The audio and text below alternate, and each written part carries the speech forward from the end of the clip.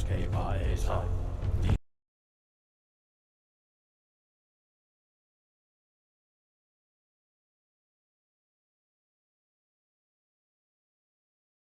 Fællejen, musfællejen, ild, is, tropper falder ind i jordtud skaber af sig. Dino gagab, ni fællejen, musfællejen, ild, is, tropper falder ind i jordtud skaber af sig.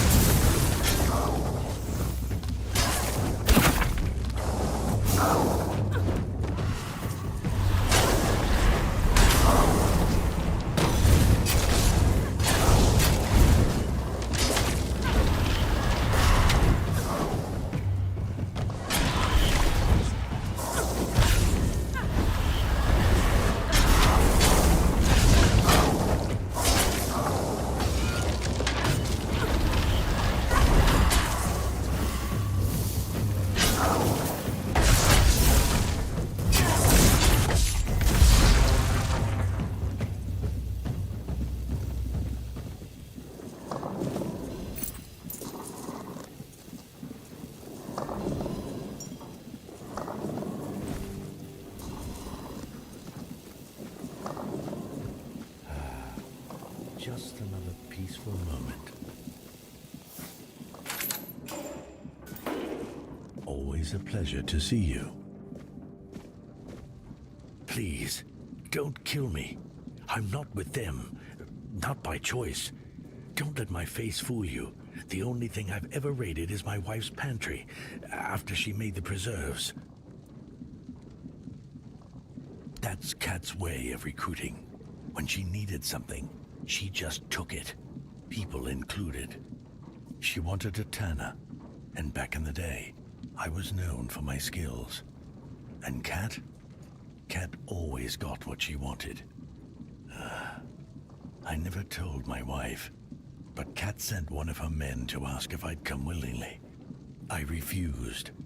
Now it feels like all this is my fault.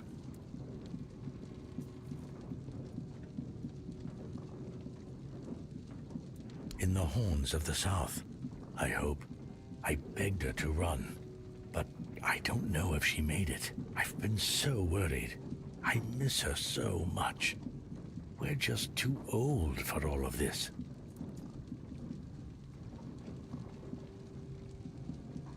But they won't let me in.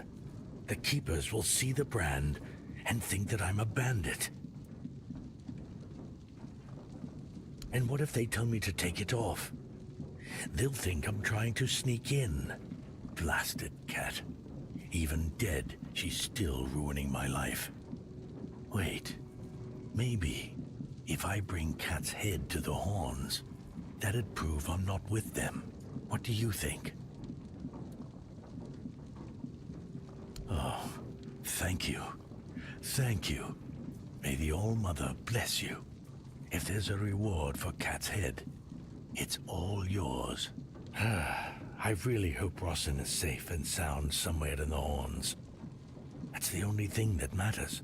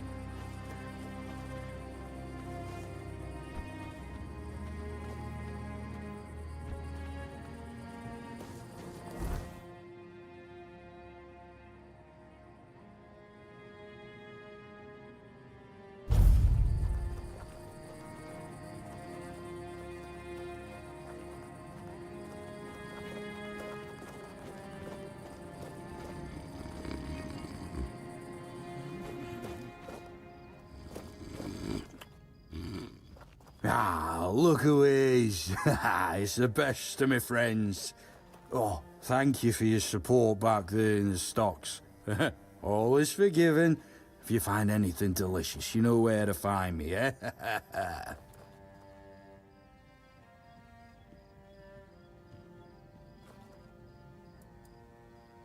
Pix and Dalraya, here, the guests. And they say I'm the drunk. Oh, peaceful, dull, windy. I've served here for 20 years and nothing's changed. Oh, except for the lockdown. That's something new. Well, nobody gets in and nobody gets out. Don't ask me why. I don't give a shit. Oh, but you have this thingy pinned so you can come and go as you please, eh? Just don't forget about ye old keeper. Me.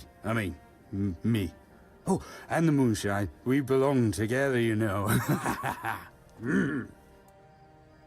Well, we got 2 lighthouses that look kinda like ours, you know? Well, hence the name. What else? Well, there's me and the rest of the guys. Technically, the captain is in charge, but in truth, it's the core master who keeps an eye on, everything. And then there's the village. We keep the old and wounded there and a bunch of beggars who claim they escaped from bandits. Useless scum, if you ask me. Oh yeah, we have. Eh? I don't care about that damn toothpick. The Quartermaster jerks off every Arthurian legend, so we might as well tell you more about it.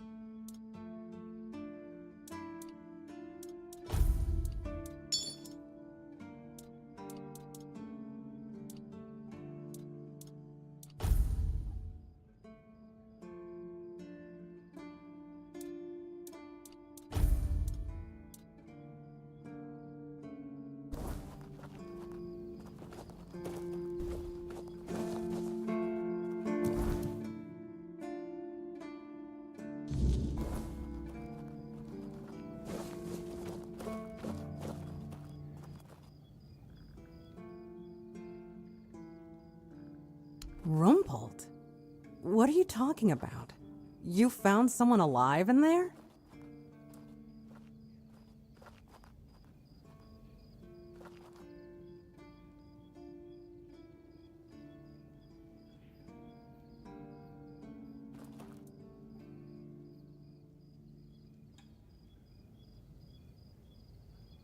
Wait, Rumpled? The one who disappeared centuries ago? The chef obsessed with herring and cheese? I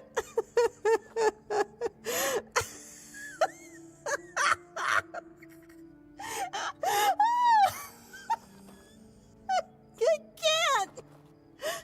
I don't believe it! All that effort, all that money, and it's Rumpled. Oh my God, I'm crying. But, well, a deal's a deal. Here's your cut. Honestly, I thought it was about the lost treasures of the Dauriata, Maybe an army of undead berserkers, something that would end the world. You have no idea how scared I was of this job. And now you're telling me it was undead Rumpelt. All right, I'm feeling better now. Do you need anything else from me?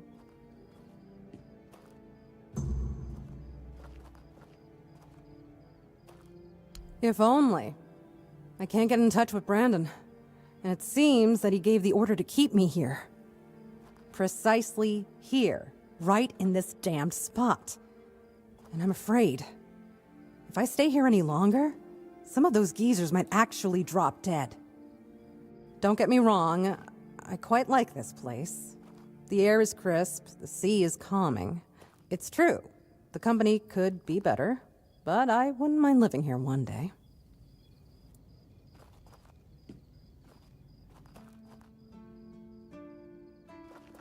Only a keeper is allowed to own property in the Horns of the South. I looked it up. It's an actual law, not just something Brandon made up so I'd stop breathing down his neck. So unless I grow a pecker overnight, it'll never happen. I used to love it when I was younger. It felt like an adventure. Like I was a brave heroine venturing into the dangerous world. But it gets boring after a decade or two. Eventually, you start feeling like you haven't had time to sit down since the moment you left. The dangers of the road stop becoming exciting. They become real. And before you know it, your entire life has slipped through your fingers. Life goes by so fast when you're always on the move. You keep thinking you have time for everything. Until you don't.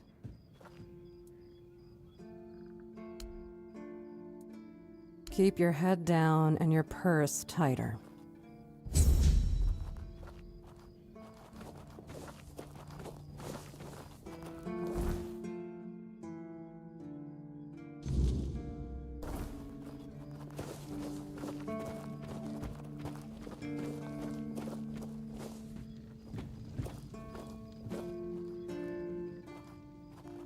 Looks like you've got stiff competition. Some old codger brought in the head of Bold Kite. Freshly severed from what I've seen. I hadn't even posted a bounty yet, but I gave him the reward anyway. Gotta keep that kind of spirit alive. Please, state your business.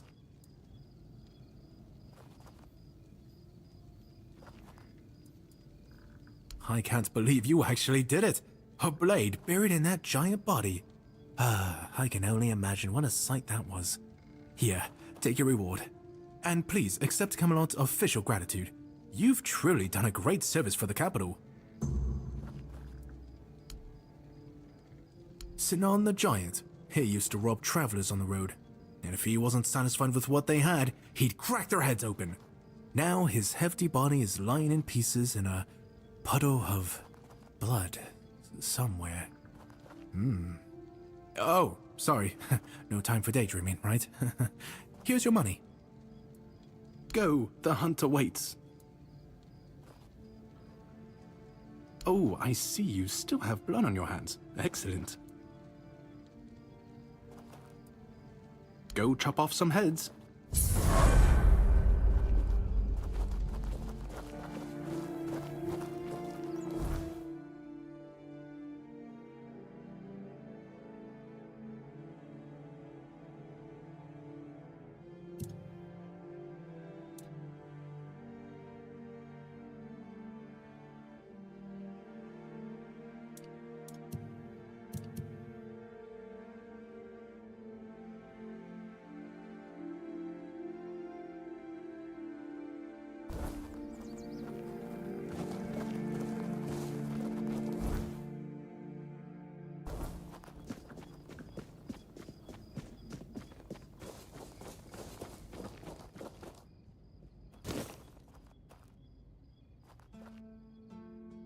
I thought about what you showed me. Thank you for trusting me. I heard rumors a long time ago, back when I was still an acolyte, about the sealed, pitch-black dungeons from which you could hear howling, rattling of chains, and other mysterious noises every night. The mere description of them could frighten a young man. Back then, I thought it was nothing but a tale to scare new adepts into obedience. But several years ago, a traveler came here. He was looking for information about his pregnant wife. She was supposed to go to the island asylum to treat the early symptoms of the Red Death, and we were already quite adept at suppressing those. No wonder her husband was hoping for her safe return, but if she never came back and vanished without a trace, well, it made me wonder. And now this letter. I've decided I can't keep turning a blind eye to what's been happening. It's against the word.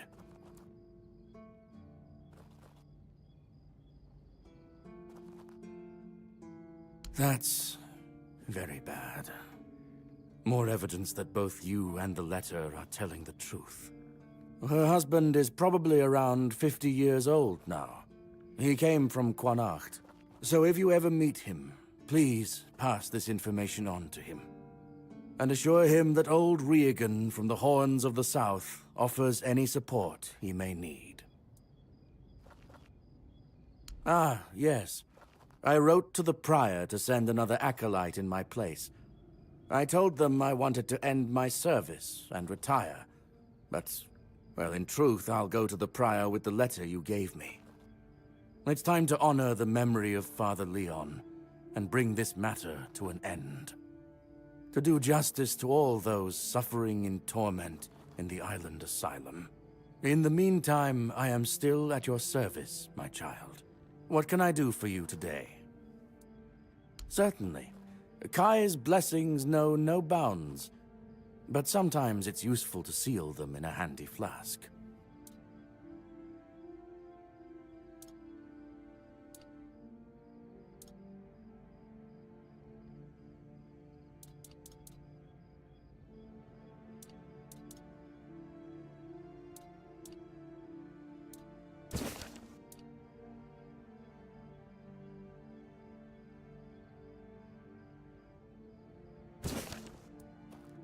May Kai's word always guide you.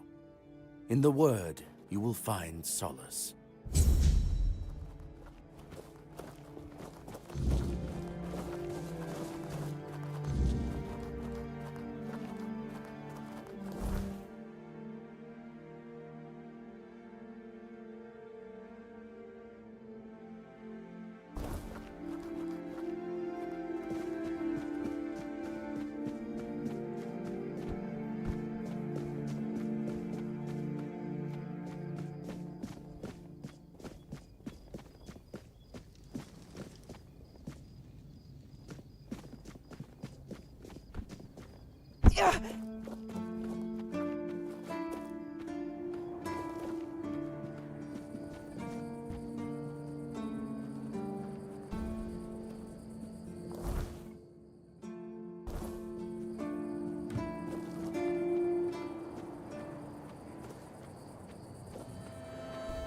Please, watch where you're going.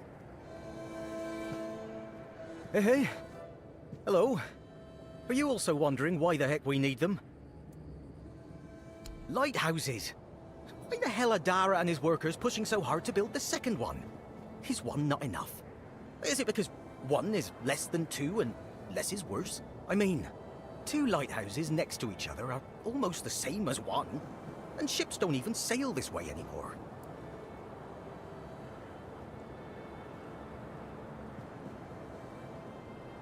Ah, symbolism. Yeah, maybe. Whatever that is. Aye, why would they? The waters are treacherous, so no ships. Storms and the weirdness are a deadly combination. Besides, who'd have the time to build or repair them? There are enough problems on the island. We don't need more.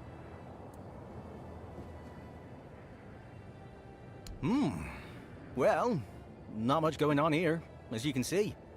Things have been a bit different lately, due to the refugees. One was even hanged for theft. But I can't say much more as I wasn't there. If you're interested in the Horns, you should visit our museum. You'll learn more about that fella, Swal, or whatever his name is. Aye, it's boring, but at least you don't have to pay to enter. But almost nobody goes there anyway. What do I think? As long as they follow the rules, they can stay. And if they don't, then they can hang. That's all.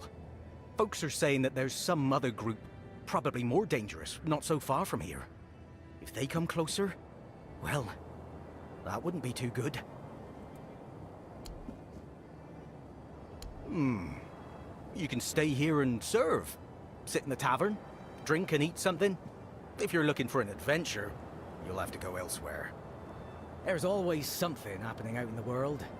But you know what? Here in the south, everything happens late. It's a big world out there, and a small one right here. I wonder if, once they finish this one, they'll start building a third.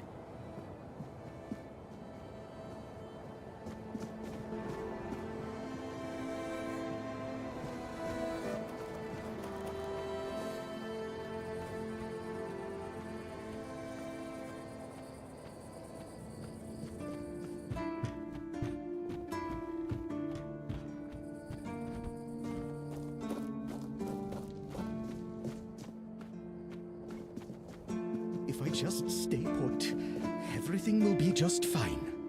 Bloody seagulls! Can you hear me, you flying vermin? Just try landing here and I'll pluck your asses clean. A keep by the sea. What a great idea that was. And what do you want? I'm fixated. Me! Oh, you didn't see what they did to me a week ago. I was just standing watch as usual, and then, suddenly, splat. A dozen of them flying overhead, screeching, shitting and whatnot. So, I yelled what I think about them, shaking my fist. And then another 4, splat! And they kept screeching. I tell you, they're laughing at me. I spent all night cleaning my armor. Sewell didn't think it through when he decided where to put the keep, mark my words.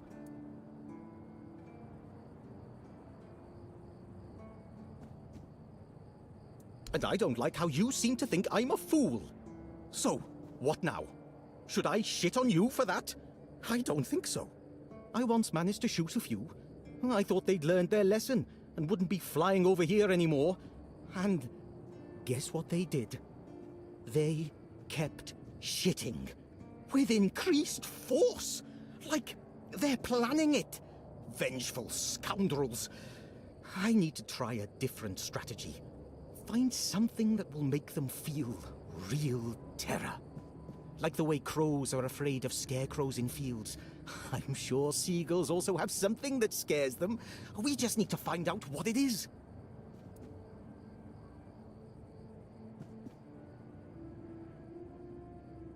Oh, thank you.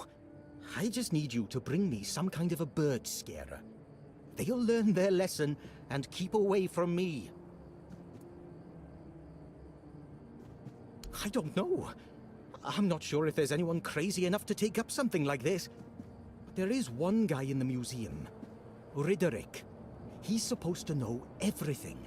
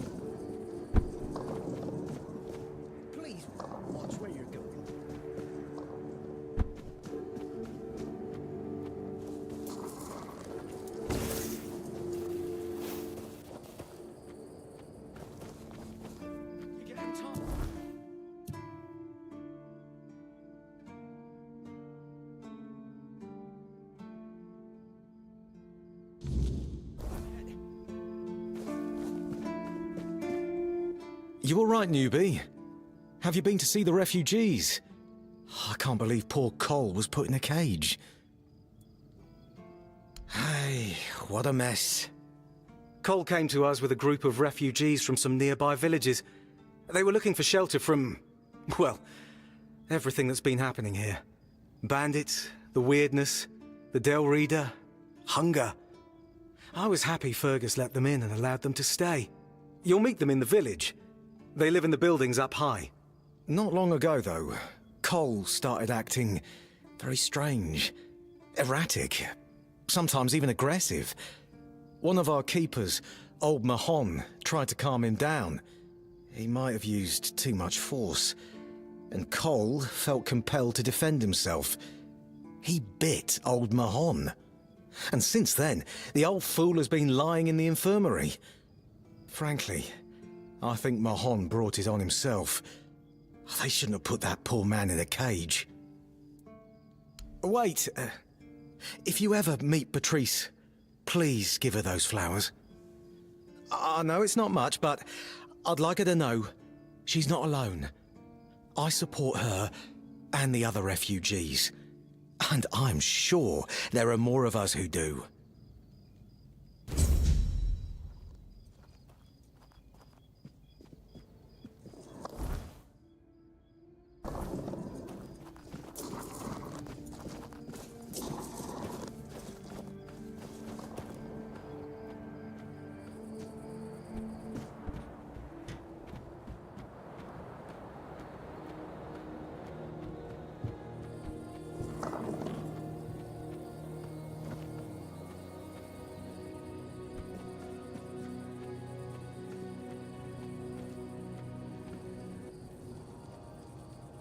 Hey, you're heading to the village, right?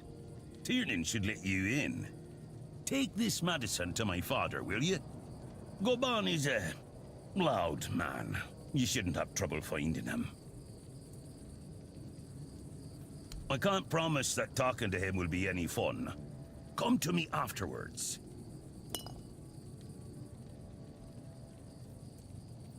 If Heber doesn't know, then I don't either. So we keep trying. Ah, he used to serve too. In fact, he was the builder before me. Now he's just an old fart angry at the world. But a father is a father, right? We may hate each other, but as long as I can help him, I will. Hence, the medicine. Because he received orders not to let any keeper through without a pass. And I don't have one. I've already used mine. Guess what I used it on? That's right, bringing medicine to my father. When that Egypt gets an order, he's like a priest who stumbled into an orgy. He's got a stick up his ass. Nothing gets through him.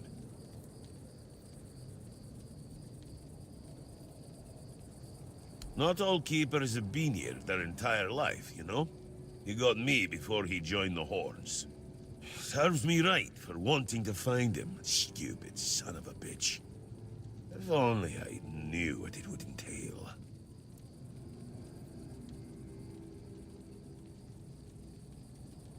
I don't know. Following my old man here was all I ever wanted. Never sold myself as anything else. Tried picturing myself as a husband, a father once. But nah. I wouldn't know how to raise a kid. I'd just mess them up. Like father, like son, I guess. Well, no, of course not. We're not priestesses of the All-Mother. A woman can be an old crone and still devote herself to the All-Mother. But a man's got to have some fight left in him to be a keeper. Old enough to hold a sword, young enough to not break under its weight. We all got different roles around the keep, sure. But at the core, we're warriors. Don't forget that. If I had a gold coin for every time someone asked me that, I could fund the damn thing myself. Look, it's Camelot's orders. I get paid to follow them, not to question them. If they want to throw money at us to keep up appearances, that's their problem. I'm not about to stop them. Stay out of trouble.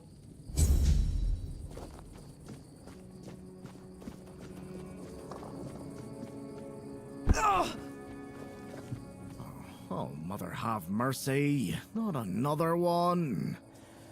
If I let you pass, will you promise not to make any trouble?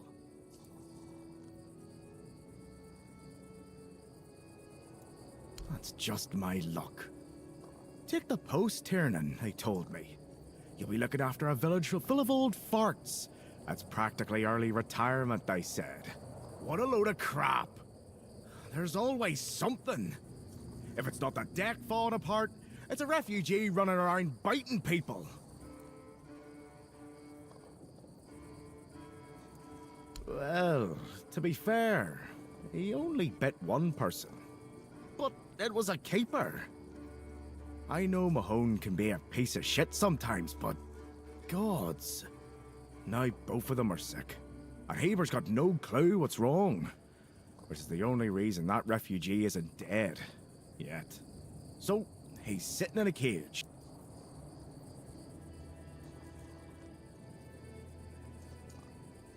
Some old man came to the Cape carrying the head of a dreadful bandit leader. All because he wanted to join his wife here in the Horns. Can you believe that? And here I thought that kind of love only existed in songs. No need to tell me that. But I can't just go back to patrolling the walls. I'd be a laughingstock. I'd rather sit here and hope everything works itself out. I mean, everyone's gotta die someday, right? So whether it's me or them, at least my problems will be over. The deck? Nah, just old wood. Honestly, it's the least of my problems. But I've got no way to fix it. Dara's always busy with his lighthouse, and every time I try to do it myself, someone else needs me for something. I can't even sneak out to the tavern because last time some rich bint started complaining that everything here smells of fish. That's a seaside village. What else would it smell of? You do that? That would be a huge relief. Well, maybe not huge. There are bigger problems, but it'd be a start. Truth be told, I don't know why they want it so badly. It's for boats. No one here even uses boats. But, well, you know how it is with old folks. Once they get fixated on something, there's no point in arguing. I'd pay if I could, but this was supposed to be my job. The budget's long gone. But if you're interested, I could teach you a thing or two about home decor. Not exactly standard caper knowledge, but, well, we all have our secrets. Oh, she's a real piece of work, that one. Her name's Lady Elisa. Something. I don't remember. She came here with her husband. Poor man. I never heard him get a word in. You know, sometimes I regret not getting married. But if I had a wife like her, I'd just end up being a caper all over again. Surprised? Can't blame you. This might sound odd coming from someone stationed in a glorified fish bucket, but I've got a thing for furniture. The only thing more mismatched than the barracks around here is my career choice. But, yeah, I like imagining places where things fit. Where chairs don't wobble, tables don't look like someone hacked them together with a dull axe, and beds... well, beds don't feel like they're plotting your murder while you sleep. Not exactly a secret I broadcast. Most folks see me as Tiernan the Grumbler. But, hey, we've all got something that keeps us sane, right? Mine just happens to be daydreaming about nicer chairs. See you around.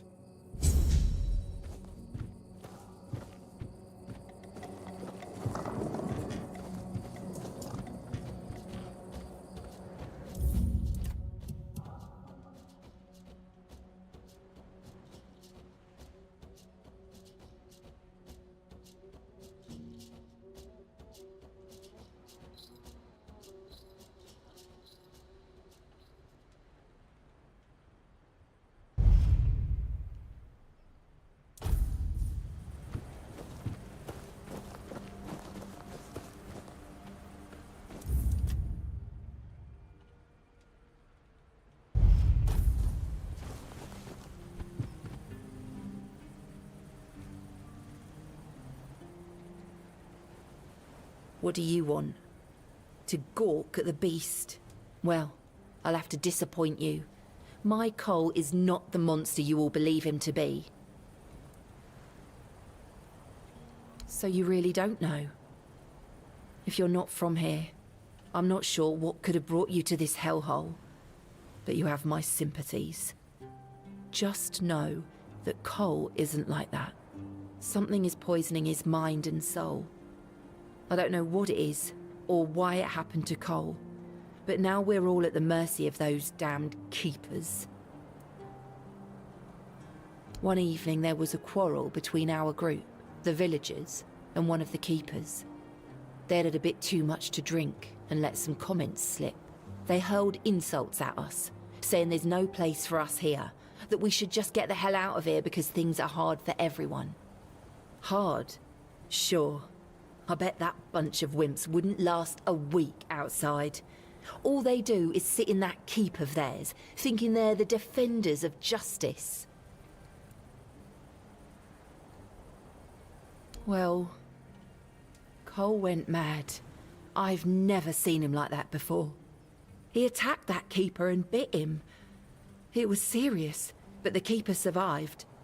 If it weren't for the other men from the village, things could have ended very differently. Afterwards, they chained Cole up and locked him in a cage. His condition started to worsen. They said a monster like him doesn't deserve a jail cell. Jail cells are for humans. Bastards.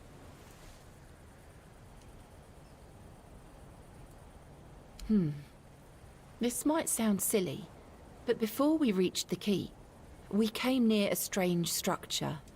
The locals call it the Arch Spire. In the morning, we realised everyone had a strange dream, but it was a little different for each of us. Cole started acting weird after that, and in time, it only got worse.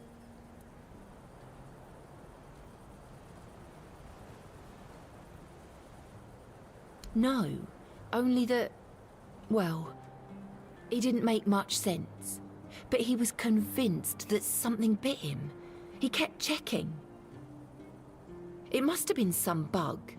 Something changed by the weirdness. That must have caused his fever, his insanity.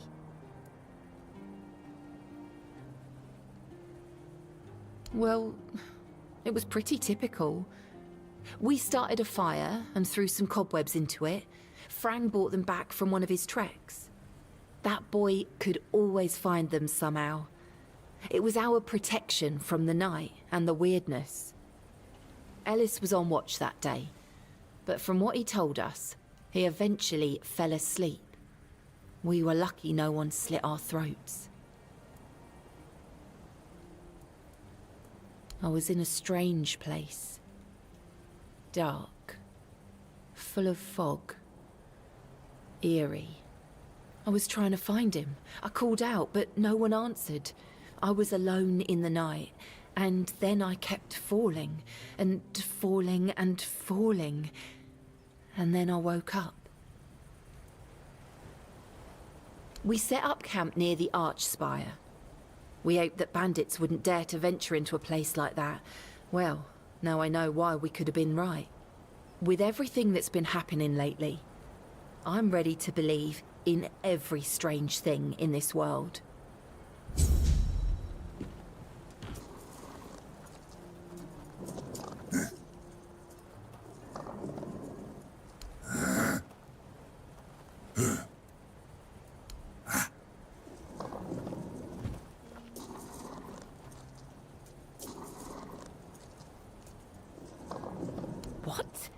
What?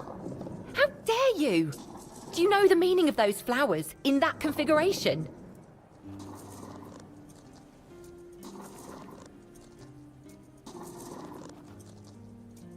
Revenge.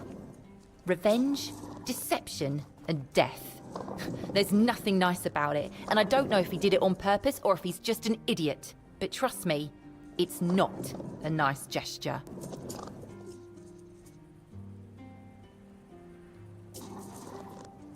Thank you. For them. You are from nowhere, just like me. That's why I believe you. Take those flowers away, burn them, throw them in a cauldron, whatever. I don't want to look at them. Oh, right. I forgot to introduce myself. I'm Beatrice. As for me and Cole, well, we left Ree hoping to find a quiet place to rest for a bit. We planned to travel the King's Road toward Camelot. Well, here we are. We found our bloody Camelot. Cole is locked up and all I can do is shed bitter tears. Yeah, we grew up there. The village was built around a trade route. My parents ran a tavern that stood right by the road. We had a good life. We lacked for nothing. Well, that was before the damned grubwood started spitting out monsters. Then more and more caravans disappeared into the forest. People were telling stories that grew more horrifying by the day. In the end, taking that route meant certain death. Yeah. I doubt I'll ever see him again. I don't think there's anything worth going back for. The same thing that will happen to every place on this godforsaken island. Ruin. We used to have generous clientele. Merchants and emissaries from all over Avalon. They had deep pockets, always left lots of gold. But well, that changed. Then our only income came from the villagers, who were getting drunker and poorer by the day. That was always our plan. Cole and I never wanted to stay there forever. Beatrice and Cole from the village of Ree, that wasn't us.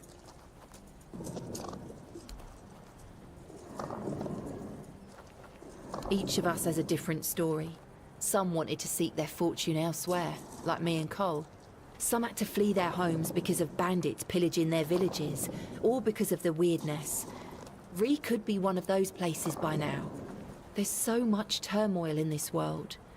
People can suddenly lose themselves, becoming a danger to those they once loved. 2 or 3 weeks ago, things were starting to get difficult. The supplies we brought with us were running low. A larger group of people is always helpful. There's always someone to talk to and share the work with. But it also means more mouths to feed and more worries to deal with. It's not easy. Be careful out there.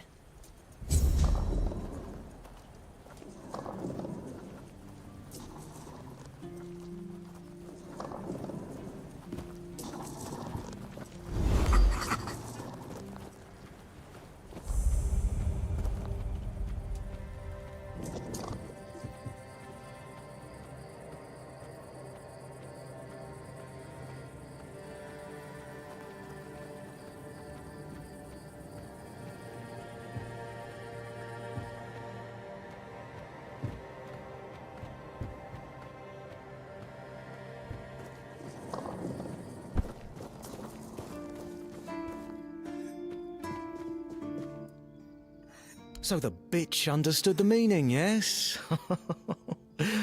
I'm glad. They should all be scared shitless. Even more so after Cole got what he deserved. Congratulations on your powers of observation. Those vagrants should know that since they live on our dime, they also live by our mercy. I can do anything to them, and they can't do shit. My plan was perfect. It's necessary. And I don't have to explain myself to you. You're from nowhere. So, you're nobody. Become a keeper, and you'll have the right to punch me in the face. But, as it is, you'd only get thrown in jail for starting a fight with a keeper. The refugees are a tumour on the healthy body of the Horns of the South. Remember this, and make wise decisions.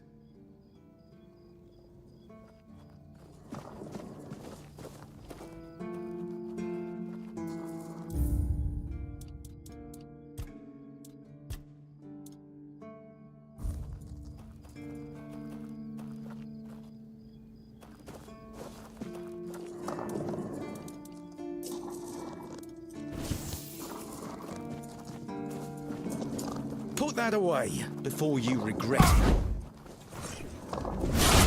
Tougher than you.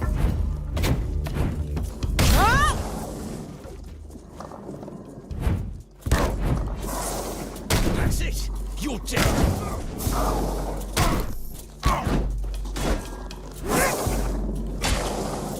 Now we're talking.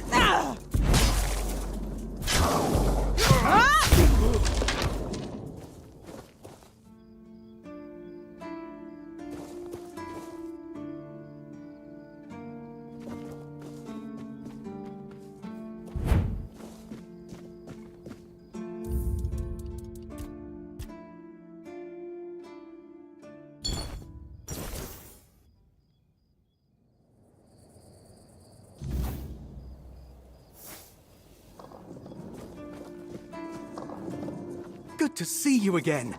The pledge today was very interesting, wasn't it? The certainty in Quartermaster Aymer's voice. Beautiful. Makes one eager to start work.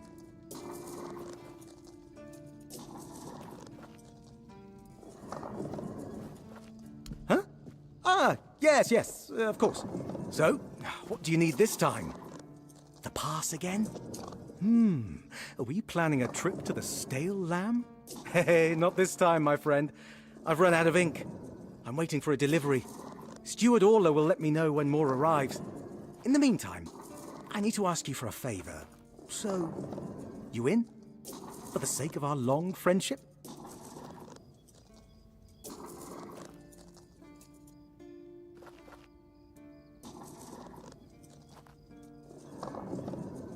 Orla. I'm sure I'm not mistaken. Anyway, about that favor I asked of you. I guess you still haven't sobered up, huh? The Stale Lamb. You know, the tavern in the village below the keep. It's run by Ron. Truly a great place. I hope they're not planning to close it down. Oh, they wouldn't do that, right?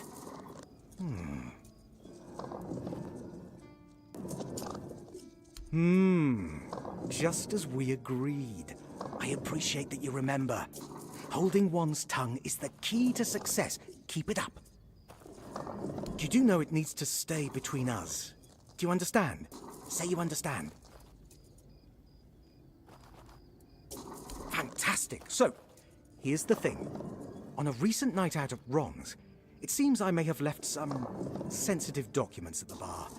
Documents, with Captain Fergus' seal. But not necessarily sealed by him. You know what I mean. I can't really go there right now. Could you get them back for me? I'm sure it won't be too much of a problem. Splendid! When you have the documents, meet me at the third crowing of the rooster. Or just find me. I'll be around.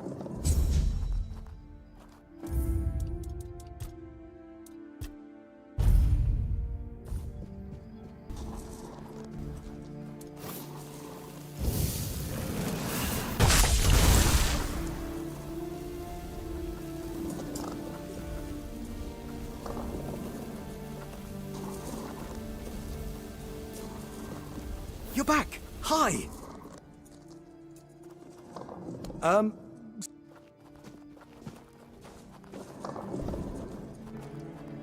Watch yourself.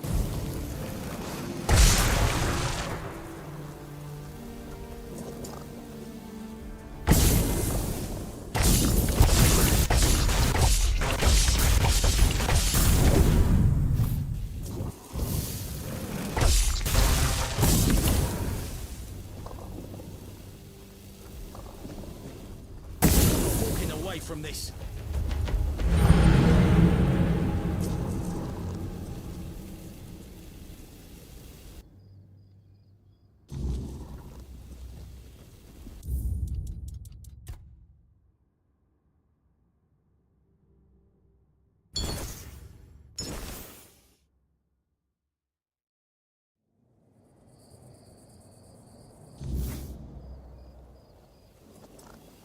Watch yourself.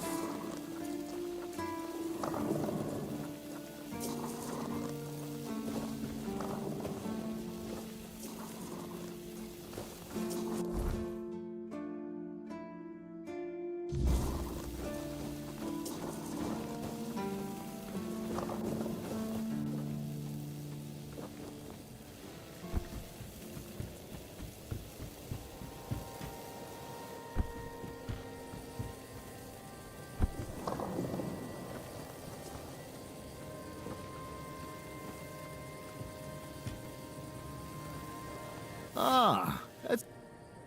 No, not really. See you out.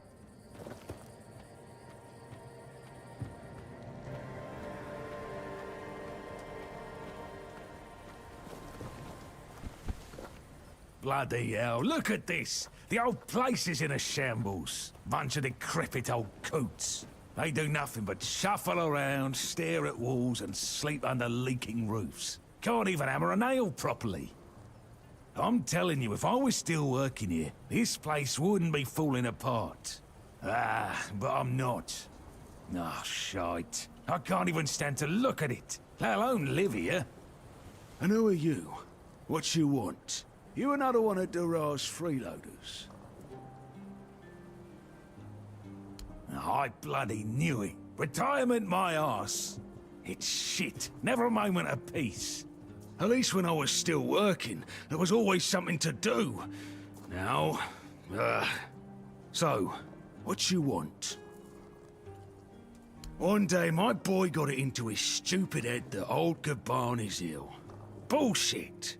They're all telling me I should do something about it, or else I'm done for. I'll be dead as a doornail in no time. Ha! Like hell I will. I'm still here, ain't I? I've served my time. I've lived me life. And now you can all kiss my arse. So there.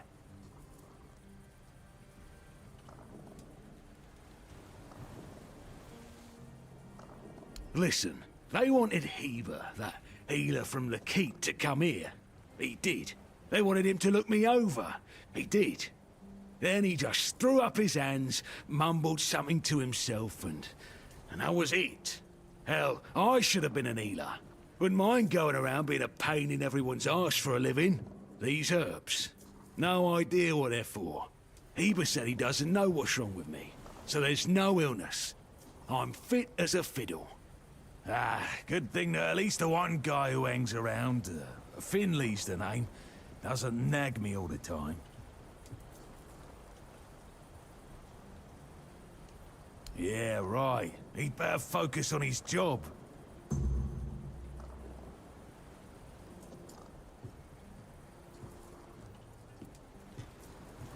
Why all the poking around? Get me something to drink, and we'll talk.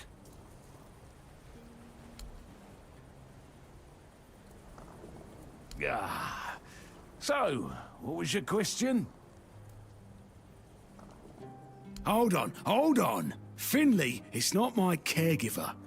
He's my helper at most. Hey, first of all, I'm not a cripple who needs a decrepit dimwit running round after me. Secondly, do you know the problem with having a helper who's mute? He doesn't bloody talk. I mean, it's not all bad. At least I don't have to listen to even more bullshit. He puffs up like a marshmallow every time he tries to say something. But I don't understand shit. You sure have a lot of questions. Grab me a drink first, then we'll see. Ah. So, what was your question? That's what he says anyway. But yeah, he's my blood. Eager like me, and look at that bulbous nose. Ain't this so much clearly mine? But I ain't gonna talk with a stranger.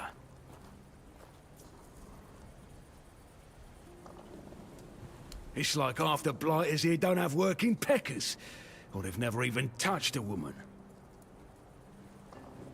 Getting a bit too interested, aren't you?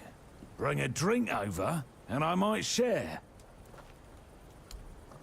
Ah.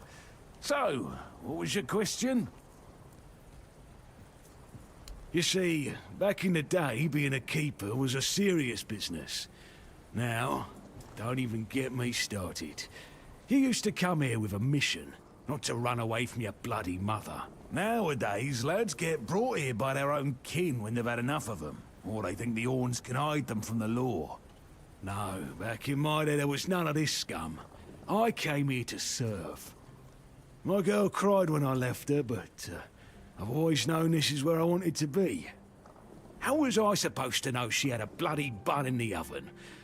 By the time the wean was born, I was already planning the lighthouse's construction. Heck knows what he came here for. That's not my problem anymore, and I don't stick my nose in anyone else's business.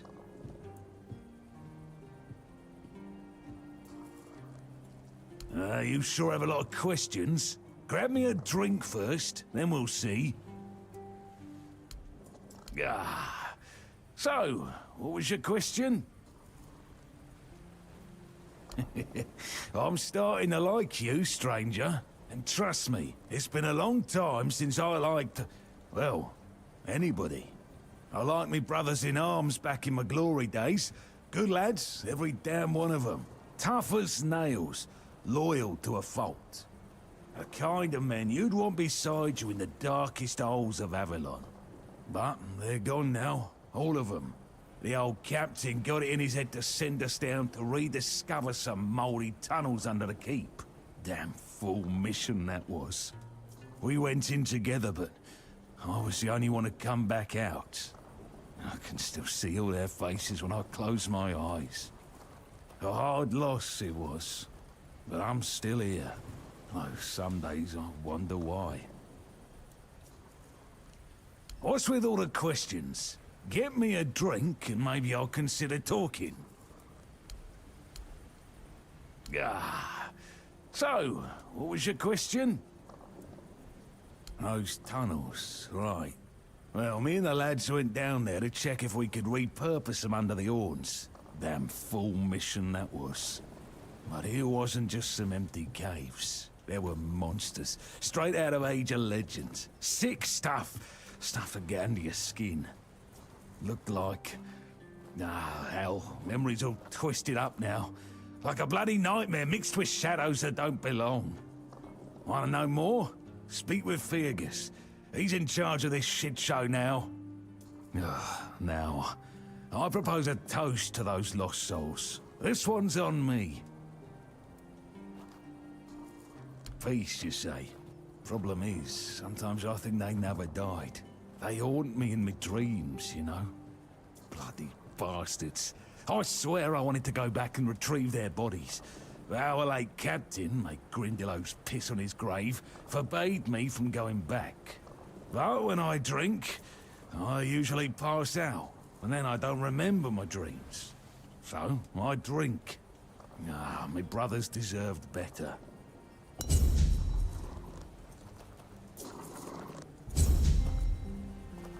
Sometimes I think they're still waiting for me down there.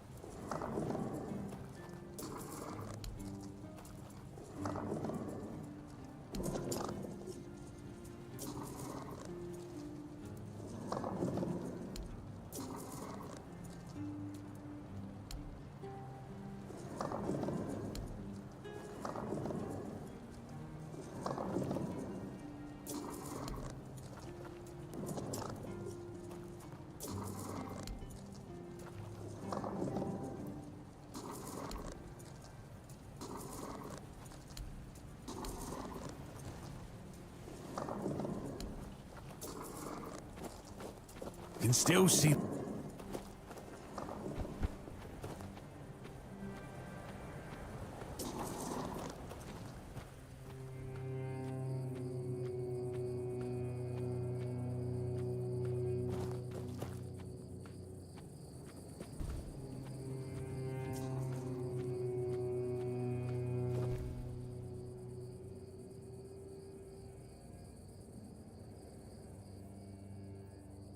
He told that tale about the tunnels more times than I can count.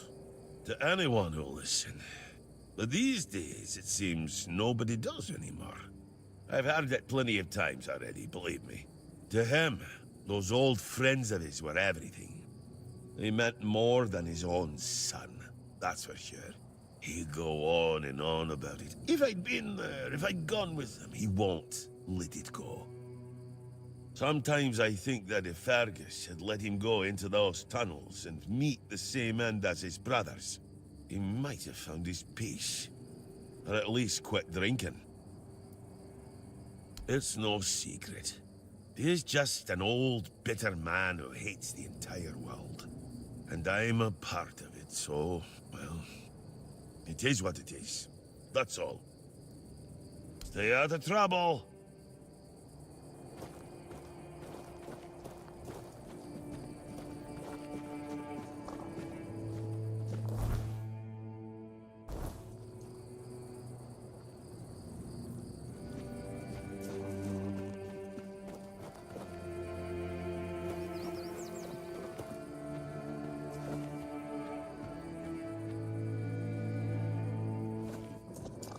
Ah.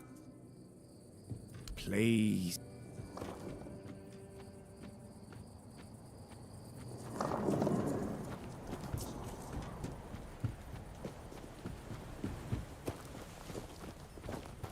I promise you, dear, Cat is dead. We're safe here now. And they just let you in with that brand? No trouble at all? No, none at all. You see, I had some help. Oh, you're here. Good. This is my savior. The only one who took down Bald Cat. Ah, I really owe you for that. No need to worry, love. As long as we're together, we'll be just fine. Yes. I hope they'll let us stay here a bit longer. We'll make ourselves useful, but I just don't have the strength to move on right now. My poor dear. Don't worry. I'll take care of you now. And before long, you'll be as right as rain. Here, I got a reward for Cat's head. Of course, no one believed I was the one who killed her. But to that pencil pusher up there, a head's a head. And this is from me. It's not much, but no amount of gold could ever repay having my husband back.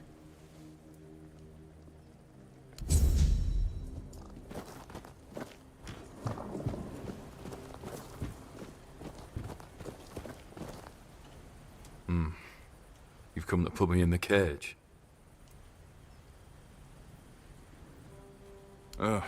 Sorry. Just a bit of grim humor. You know, about what's been happening here. Such a mess, isn't it? Cola's all right, and Beatrice, what a shame. Such a fine girl. Anyway, I'm Ellis. Nice to meet you. What do you need? Aye, there was a dream.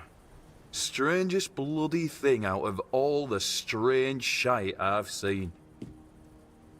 When we woke up, we realised that every one of us had a weird night.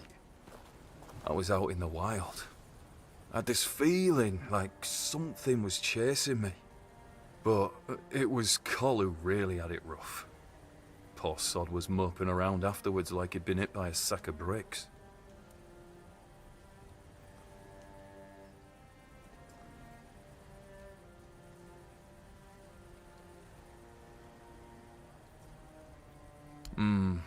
Yes and no, to be honest.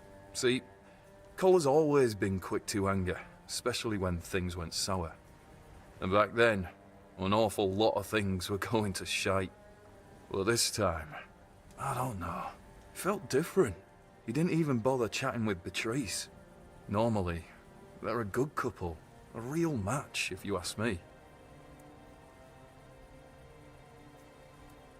No, he didn't talk to me or anyone else in the group. Guess he didn't want us to worry, especially his lass.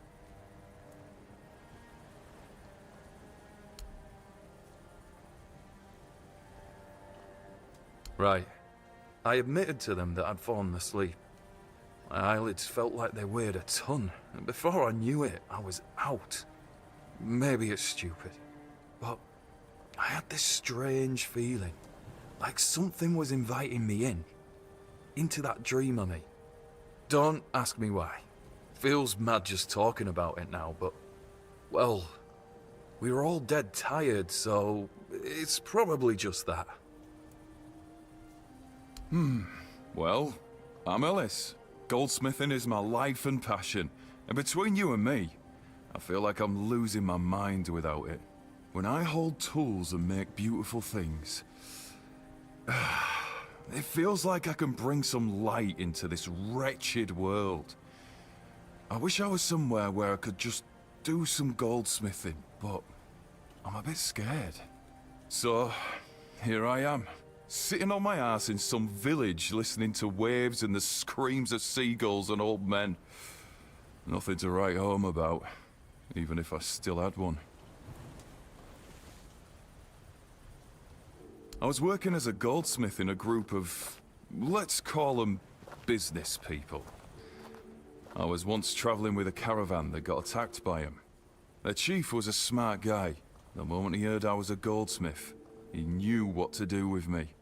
He got me converting all the jewelry they stole into new pieces. Do you want to hear what I did once? We went to Timberwall. The gang wanted to rob some merchant's house. We holed up in a seedy tavern and waited for the right moment. Then, one night they broke in. Came back with a whole load of trinkets. Beautiful stuff. The moment I saw it all, I instantly knew what I wanted to craft. They gave me a couple of days. I tinkered for a bit, and then, ta-da! Brand new merchandise. After I was finished, I dressed myself all nice, went to that merchant's house and went, "Good morning, kind sir. I'm a goldsmith. My work is renowned in all of Camelot. Would you be interested in what I have to offer?" You know what he said? Of course I would.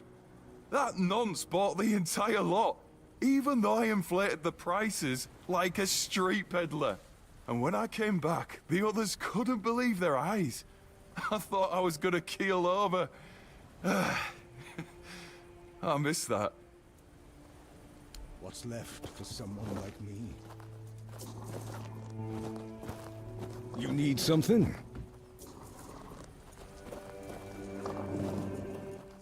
I've already told you I'm not going anywhere. If you want something from me, then... Oh, I don't know you.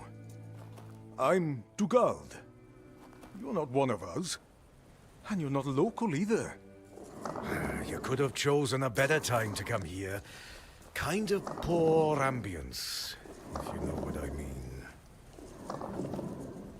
Well, at least we have a roof over our heads.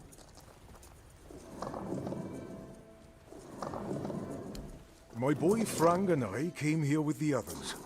We left our village because... we had to. Well, I had to. But Frang is a good lad, so he came with me. I took him in, you know? Found the poor sod at the mill, sleeping in the hay. He was chilled to the bone back then, but I could tell he'd be a strong lad once he thawed out. He used to help out on the farm. He's young, but he already has a couple of tattoos. Tribal ones. Means he must have been cast out of the Del Rita. At first, the people in our village gave him dirty looks. But then they realized he wasn't a bandit. He was a good, hard-working kid. Then they started to treat him as one of their own.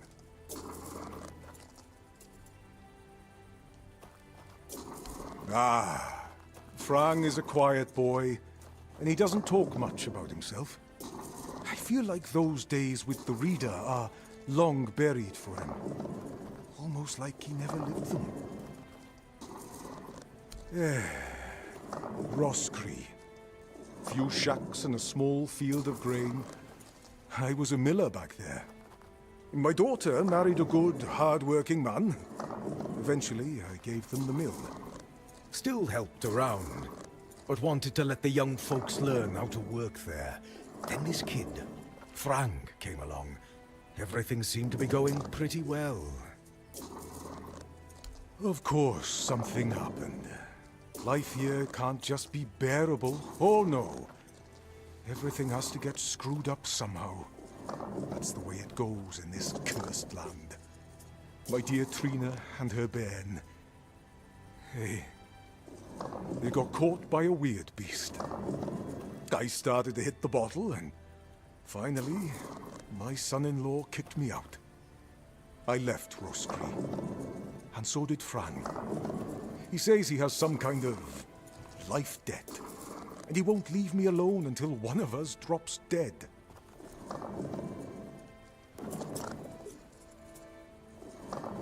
I'm sorry too.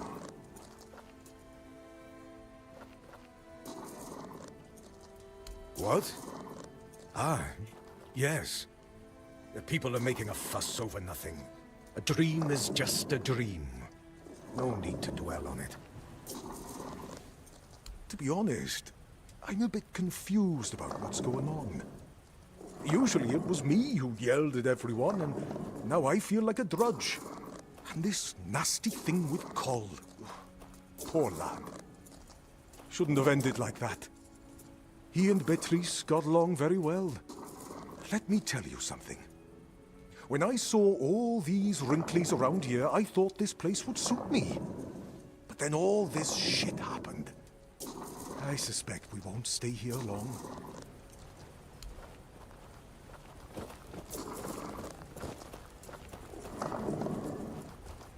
Something happened. Frang listens. Frang doesn't know dream. Frang calls them visions. And yes, Frang had one not long ago. Alone, surrounded by wolves. They were no aggressive, so Frang felt no fear. It was they who feared Frang. Then, I caught the scent of blood and followed it. But I didn't reach the end. The vision stopped. Now, Frang waits for the next one, to see what's ahead. Frang was never a dull leader. Not without a name. Without a name, you are nobody in the tribe. Like me. And if that lasts too long, you must leave. I left and became Frang. Frang. A name, and not a name. Years ago. He's a good man. Treats me like a son. Frang cannot be a dull Riada. His mother was. But the tribe decided that he was not worthy of a name. That is why he is not of the tribes. I'm not from anywhere. Frang is attached to nowhere. I found a home with Dugald. I owe him a life debt.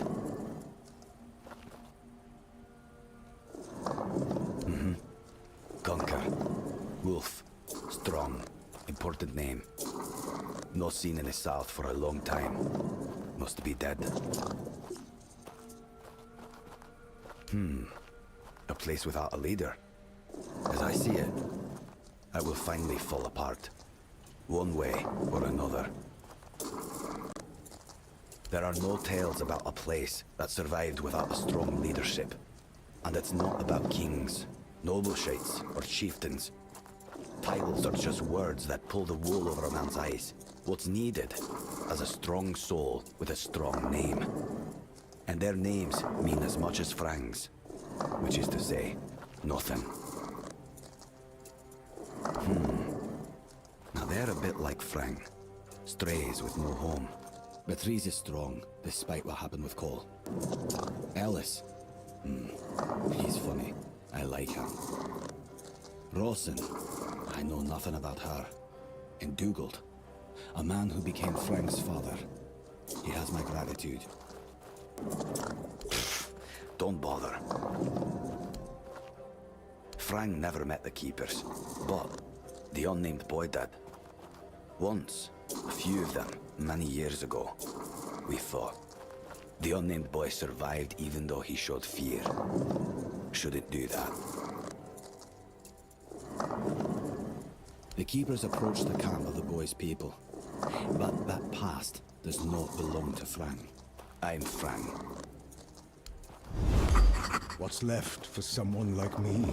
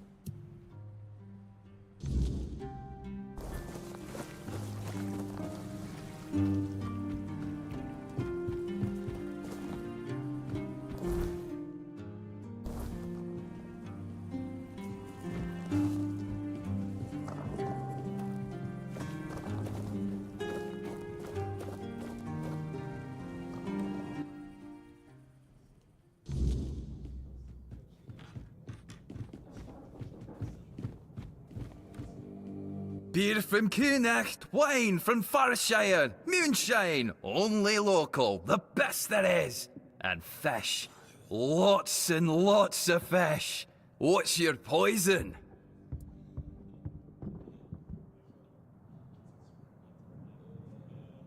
No, I don't recall anything like that.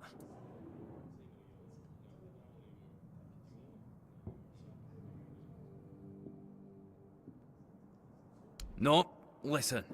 I don't know what's going on, but I doubt any of the keepers had anything important on them.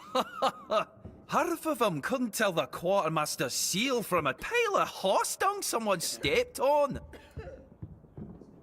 But that means... no. Impossible. What if... Holy moonshine. I remember. Sigibald. It was Sigibald who left those documents behind. I've no idea how you found out about it. Sigi. He's dead. Taken by a fever.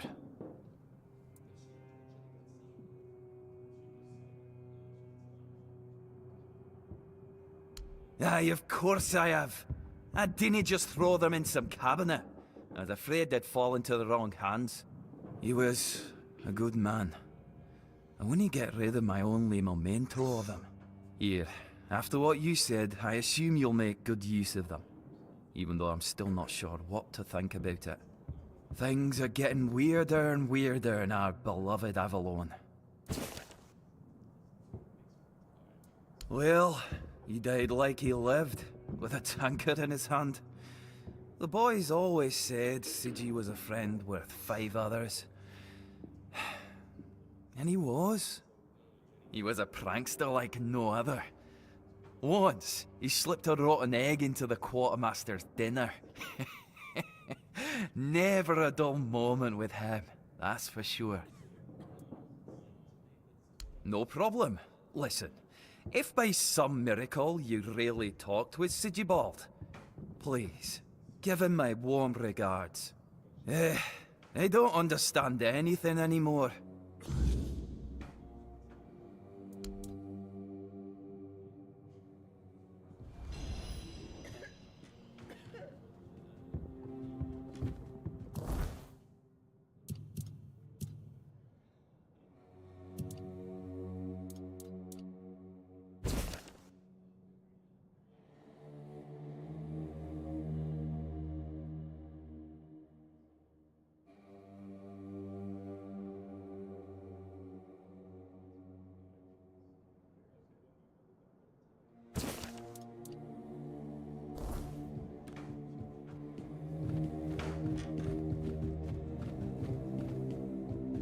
Excuse me, could you get me a clean glass? And I mean clean, not just wiped 3 times with a dirty rag.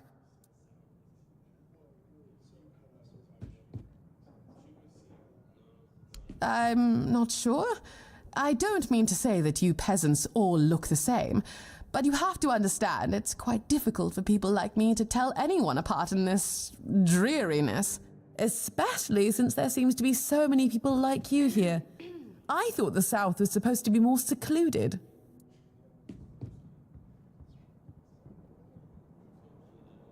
My name is Alyssa Murray, and I'm here with my husband, a very important cloth merchant. But surely you must have heard about our family. Not to brag, but we are rather prominent. I am famed amongst Camelot's courtiers for throwing the most magnificent feasts.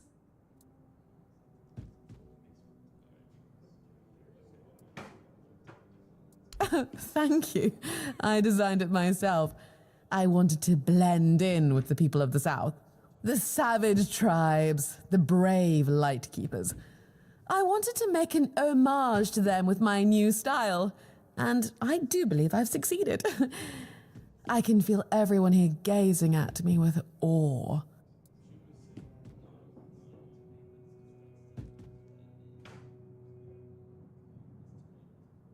Give it a few weeks and everyone here will be trying to copy me. It happens in Camelot all the time. It's almost insufferable. Well, my Duncan is here on business, of course. A very important contract with the Lightkeepers. I decided to accompany him because I have never been to the South, and I've heard so much about its wild, untamed beauty. So far, it's turned out to be terribly dull. And the smell! It's like stale fish and sweat. Hopefully I don't have to suffer it much longer. Pray, tell me, do you know anyone here who would run a small errand for me?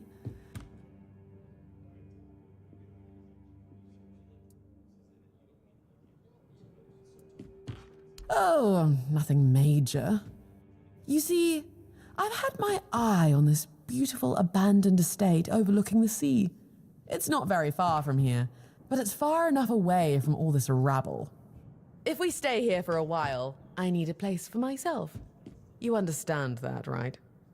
No offense, but I can't keep living in a filthy room at an inn. When I asked the innkeeper to draw me a bath, he brought me a bucket. A bucket! Can you imagine?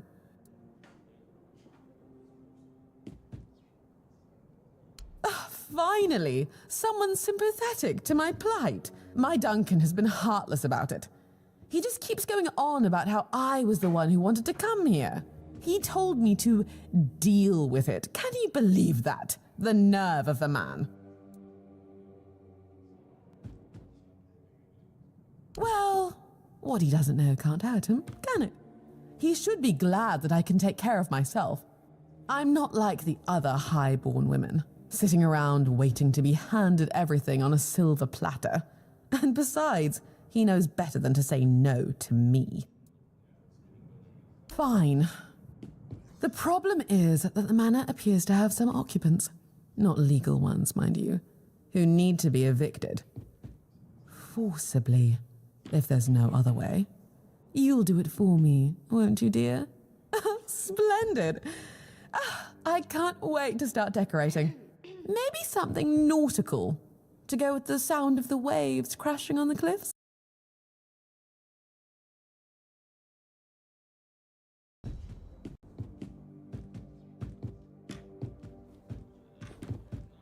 Don't let me keep you. Come back when you have some news.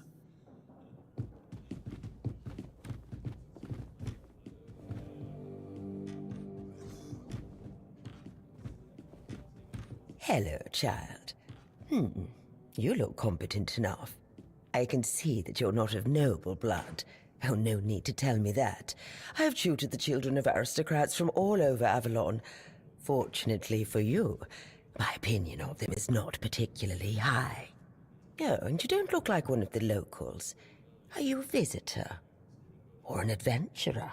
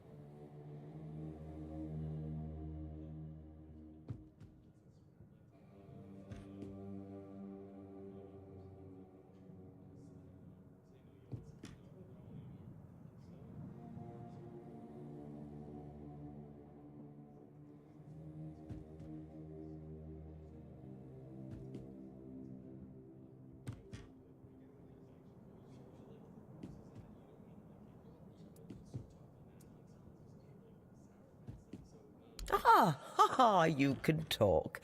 Now, I'm sure we'll get along. My name is Lady Elaine.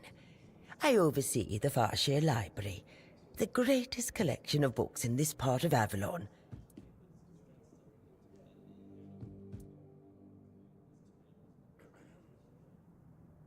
By the All-Mother, don't tell me you don't know what Farshire is. The largest duchy in the middle of the island, with the wise Lady Kincaid in power, who has a hold over the entire territory. Nothing? Oh, really?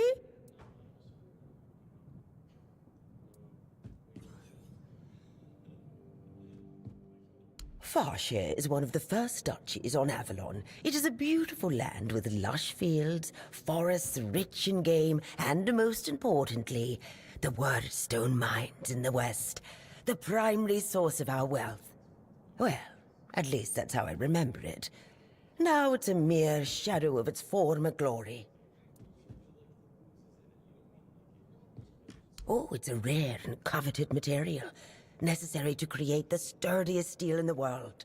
As you can imagine, dear, it used to be Farshire's greatest treasure, until the primordial fog took our minds. I know, child. I know. Everyone was surprised. Camelot turned up their noses at this for years. But after Lord Kincaid died, and Aidan, Lady Kincaid's son, disappeared, the nobles of Farshire decided she could stay on the throne. Even if Aidan had been alive, she would still be ruling as a regent until he came of age. But between you and me, he wasn't a very bright boy. So she would have been ruling until her death anyway. Oh, we're lucky to have her. Difficult times require determined leaders. Worse than ever. Oh, the wordness is thickening, and the roads are getting dangerous and unpredictable. That's why I'm here, wandering Avalon looking for solutions. If I don't do this, who will, hmm?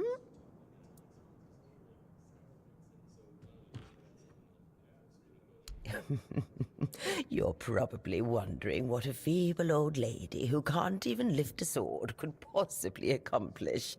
But King Arthur didn't conquer Avalon just because he couldn't swing a blade. No, he had knowledge, and enough wisdom to know how to use it. Lady Kincaid wasn't happy when she found out about this idea. But all Mother's mercy, I am her tutor. She cannot dictate what I do, no matter her standing. Oh, do you mean a family? Oh, I've never had time for such trifles. No suitor was ever more interesting than a good book, nor did any of them smell better either. And I've raised enough of other people's children to never wish for my own. Oh, surprising. I'm looking for someone who will help me find a certain artifact. So, are you interested, child?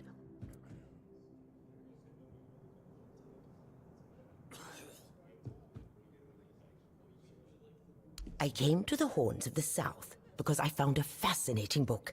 It referred to a certain object, a figure most likely, which has the ability to dispel the wordness like a menhir can. Apparently, it can be found on the ship called Andraste, which sank over 100 years ago somewhere in this area. However, when I asked those nincompoops about it, they just laughed at me. They said that the Andraste wasn't carrying anything of value, and even if it was, they wouldn't freeze their butts off in those chilly waters. The Last Voyage of the Andraste by Elvis the Lightkeeper. He was one of the more notable keepers. In his waning years, he became an adjutant to Captain Lex. But it's best if you read it yourself. You can read, can't you? But just be very careful. This is a very rare publication. Read it very carefully, and after you're done, come to me, and I'll tell you more. A deal?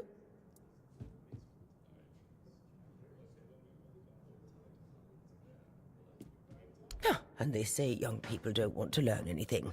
Come on, chop, chop, chop, get to reading.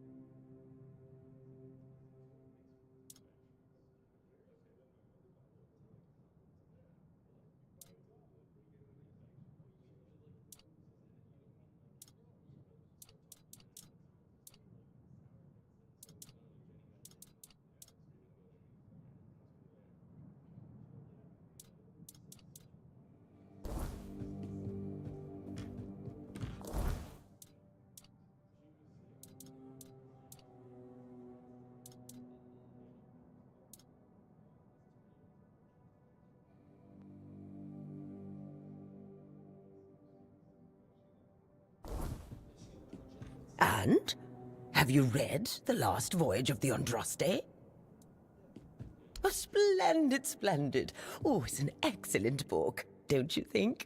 Now, let's test your reading comprehension. According to Elvis the Lightkeeper, in the mine near the Horns of the South, they found something that they took with them on the ship. Do you remember what that was, child?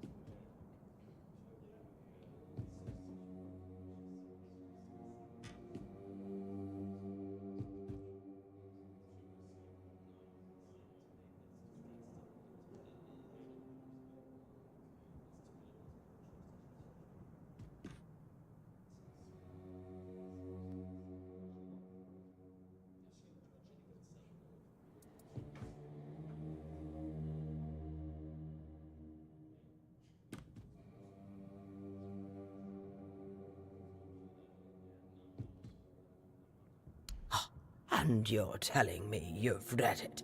By the All-Mother, it's like dealing with a 10-year... Come back when you've done...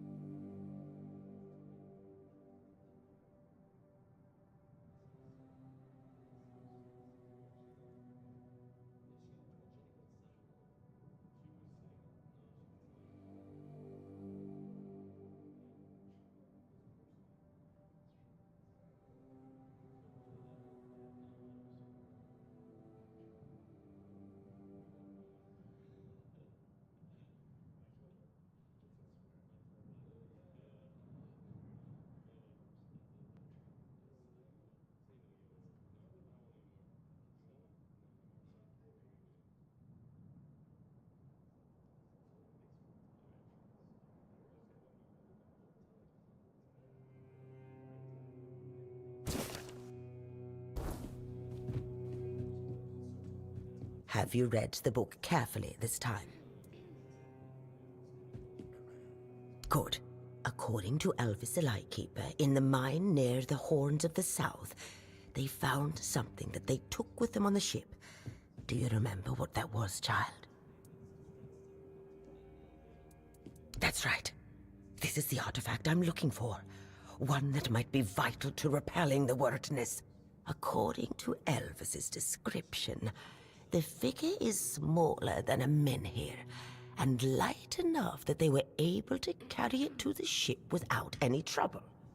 Were it small, it would probably have been placed in Captain Lex's quarters instead of in the hold. I've estimated it should be about 1 meter tall. Good. Next question. What was the Andraste's destination?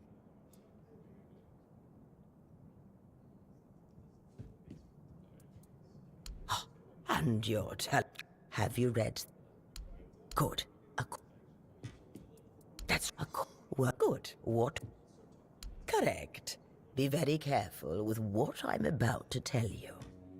But some believe that the Red Priests are dedicated to studying the wordness instead of the Red Death. Captain Lex must have thought they'd pay him generously for a Four-Dweller artifact. Last question. What sank the Andraste? Yes, you did well, child. I can see that you were paying attention. According to Elvis, the Andraste was sunk by the legendary terror from the deep. But if you want to know more, ask your keeper friends. They should be much better informed. Now, all you need to do is find the wreck of the Andraste and retrieve the mysterious figure. Oh, if only I knew. It must have happened somewhere on the way between the Horns of the South and the Island Asylum. Oh, but where exactly? Fortunately, I know something that could help us. In the Horns of the South Museum, there are some extremely interesting books and documents lying around and collecting dust. Can you imagine having such treasures at hand and choosing to completely ignore them? Oh, barbarians. Among them, you'll find the Andraste's logbook, which was saved by Elvis. I've read it, of course, but I know nothing about sailing. I'm sure such a competent child as yourself will handle it much better. Go to the Horns of the South Museum, read the logbook, and then tell me whether you managed to locate the wreck of the Andraste.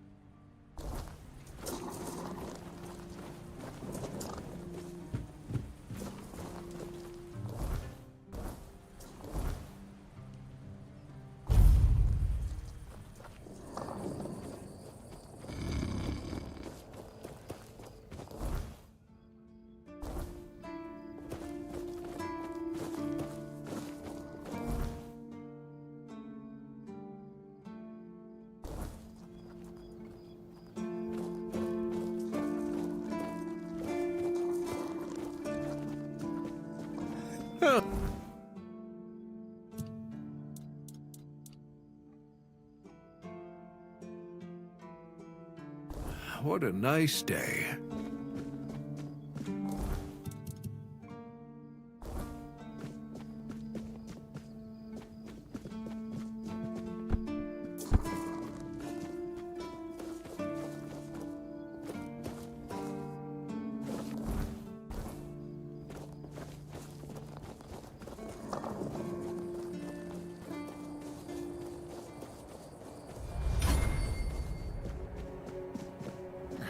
Just another peaceful moment. I wonder if...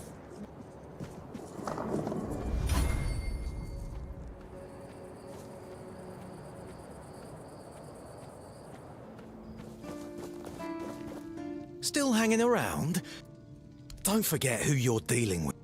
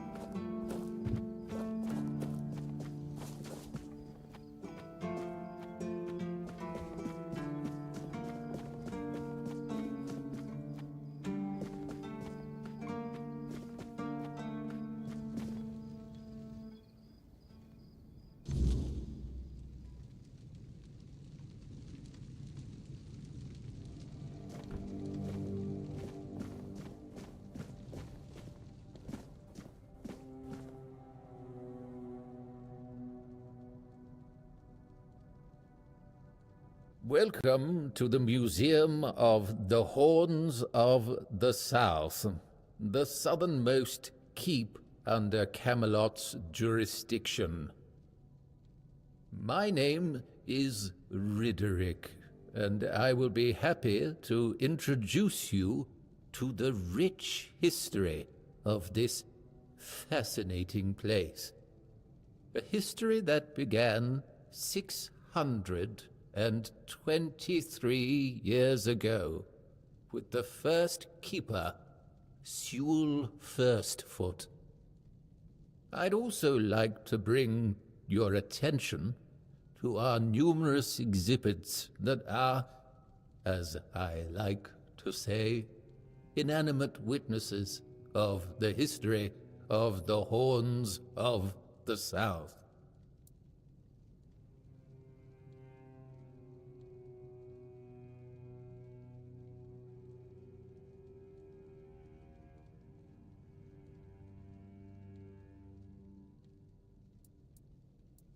The museum holds a collection of 72 items of the so-called movable, tangible heritage.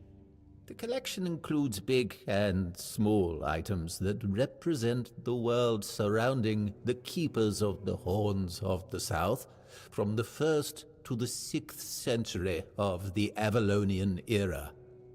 Here you will find militaria, craft tools, everyday objects, furniture, textiles, coins, religious artifacts.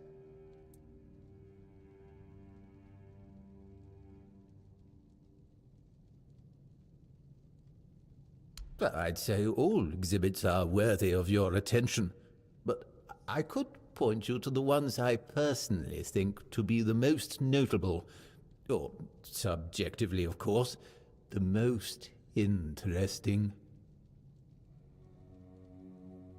Those would be the items that used to belong to Sewell Firstfoot. We have his signal horn, and also his boots.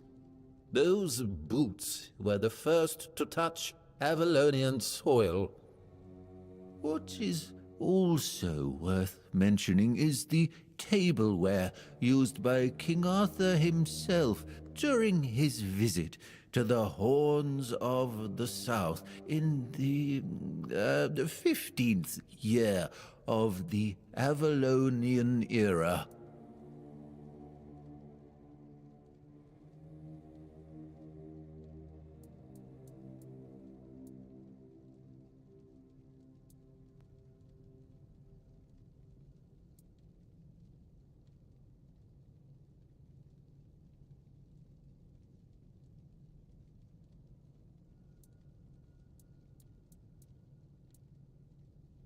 It's a memento of the visit of the legendary ruler of Avalon. Impressive, isn't it? The tableware is made of tin coated with silver. It consists of a plate, a bowl, and a chalice. The edges are decorated with the motifs of Camelot, a crown and a bear. However, those ornaments are of visibly low quality. That detail, and the fact that those are the only wares from that time that have survived to this day, leads us to conclude that this set was cast specifically for that occasion, and that it was finished by a person unfamiliar with this kind of craft, perhaps a blacksmith or an armorer.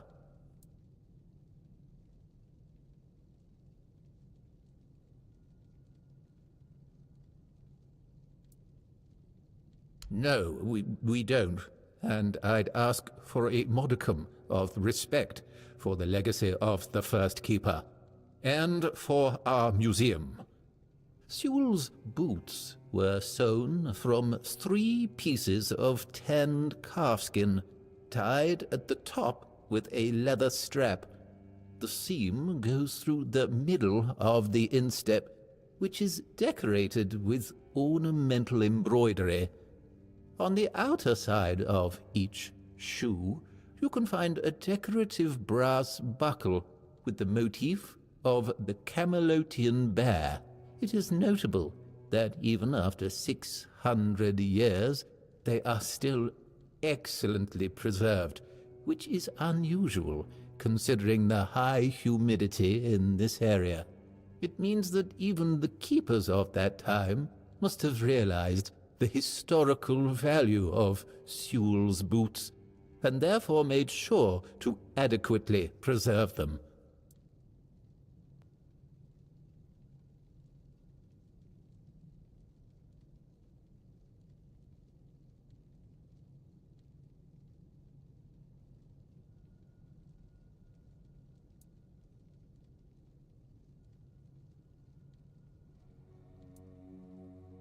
It is indeed an interesting exhibit. The horn was used by Sewell during wartime, not only for signaling, but also for intimidation.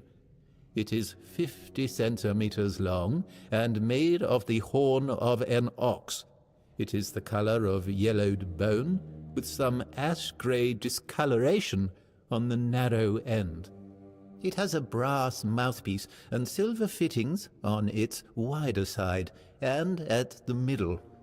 The shape of the fittings suggests that the horn was hanging on a leather strap, which unfortunately has not survived to this day.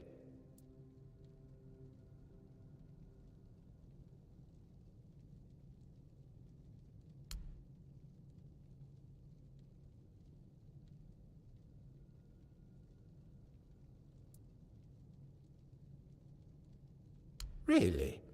Do you mean it? Thank you.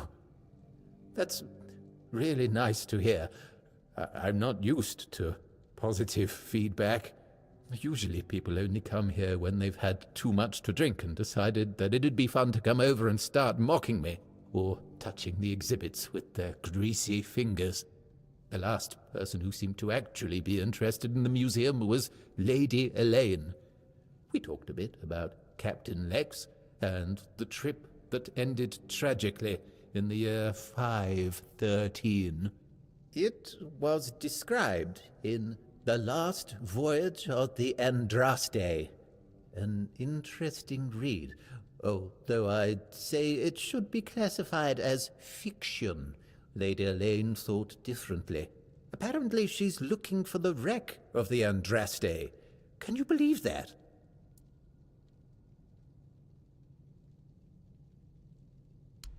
Oh, that's excellent.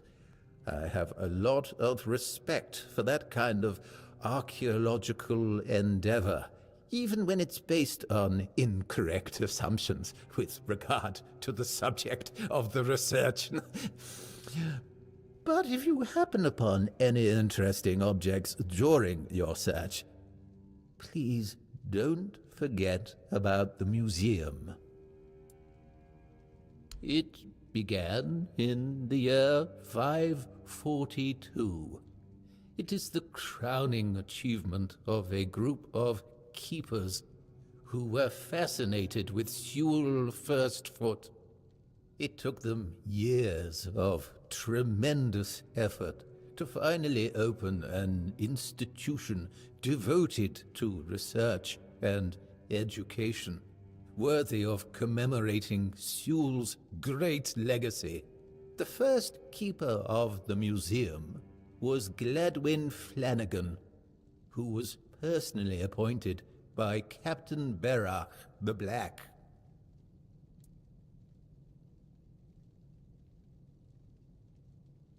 I don't doubt it. Since Sewell Firstfoot was a remarkable figure, well known to every keeper. Drawing on available sources, we can claim with almost absolute certainty that Sewell Firstfoot was the first man who ever set foot on the island of Avalon. As you can probably guess, that's where his moniker, Firstfoot, comes from.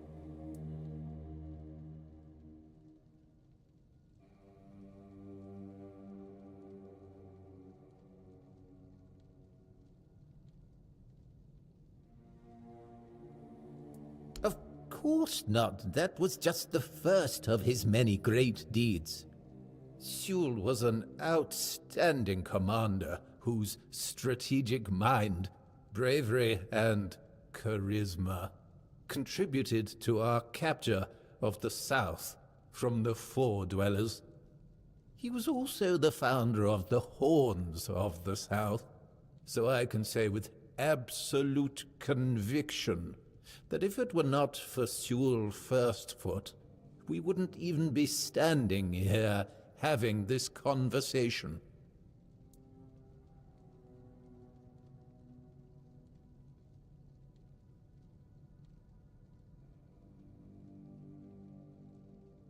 Do you mean the document with information about the course, weather, position, and speed of the ship, as well as all of the stops and other occurrences kept by the captain or the first mate? More specifically, the document from the bridge of the Andraste, which sank tragically in nearby waters in the year 513. Indeed, we have it. Please wait here. Here it is, though I doubt those records will tell you anything, since the weirdness surrounding Avalon made sailing impossible. The knowledge of the precepts of navigation has been forgotten. Oh, no, we know that. You should have mentioned that you're looking for the wreck of the Andraste rather than the logbook. Every keeper knows that the Andraste was swallowed by the ocean. It's near what's currently known as Smuggler's Bay. Here, I'll mark it on your map. I have to admit that local fauna is not one of my main areas of interest, but I do know the answer to this question, as it is rooted in the history of the Horns of the South. It used to be the case that a significant part of the daily catch was gobbled up by our troublesome coastal neighbors. So the keepers of that time found a very peculiar way to deal with the problem. Some of them, called the seagullers, scared off the coastal birds using specially constructed masks. They made them from feathers and pieces of tanned pigskin sewn together. The reason the gulls avoided these masks is unclear, but perhaps their peculiar shape reminded them of a natural predator?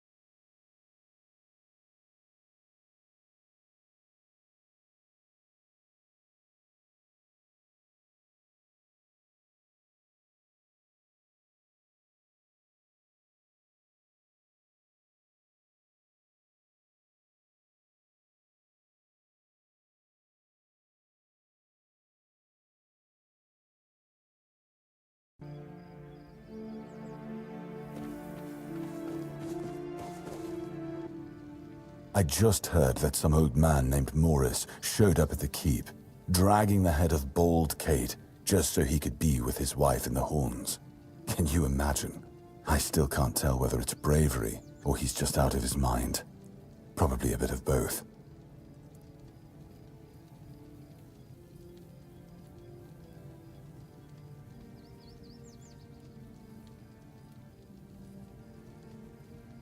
Captain Hagen. Well, he was a man driven by pride and a certain disregard for caution. He sent men to explore those old tunnels beneath the keep.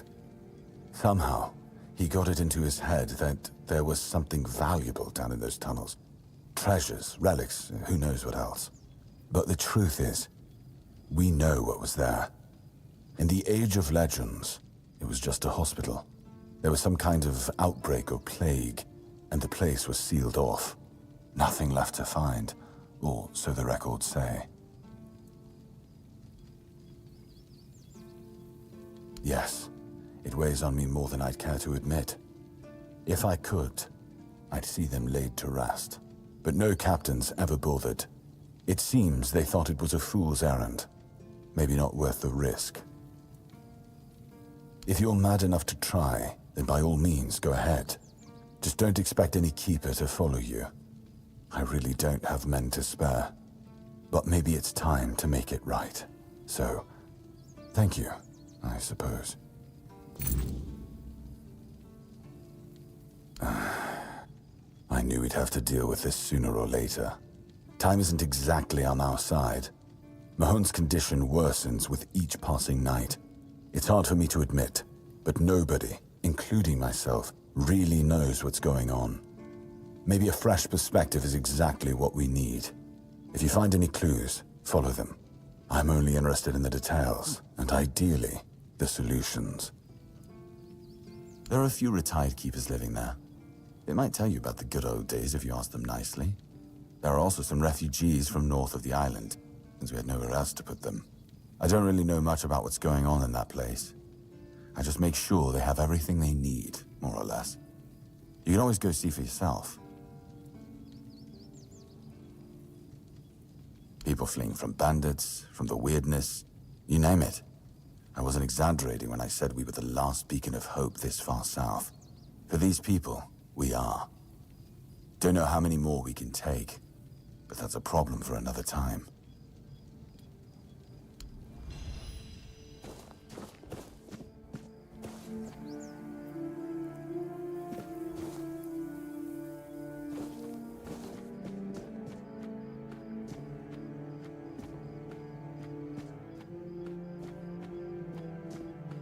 Hope nothing bad happens today. Why are you sneaking around?